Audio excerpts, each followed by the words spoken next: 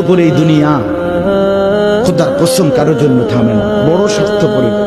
হ্যাঁ, যেদিন বাপের জানাজা পড়ে, যেদিন বাপের লাশ কবরে দাফন করে, সেদিনও বংশধর সন্তান ছেলে মেয়ে ঘন্টাখানিক 2-4 ঘন্টা কাইন্দা কাটটা হইলো রাতের বেলা ঠিকই ভাত খায়। হ্যাঁ, পাশের ঘর থেকে খানা আনে, তারপর ঠিকই খায়। স্বার্থপর দুনিয়া যে থামে না রে ভাই, থামে না দুনিয়া। ওই জন্য আমাদের কারোর জন্য থামবে না। তুমি আমি মরে গেলে শেষ। আবারও বলছি কথা, আমি মরে গেলে এরপরে পৃথিবী যত আধুনিক হোক না কেন, আমার কি কথা বুঝছেন? আমি মরার পরে যদি সবার ঘর স্বর্ণের বাড়ি হয়ে যায় তো আমার লাভ হইল কি?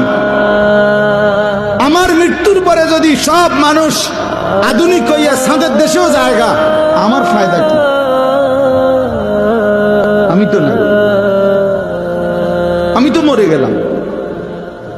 যে কবরে চলে গেল সে কি আর ফিরে আসবে?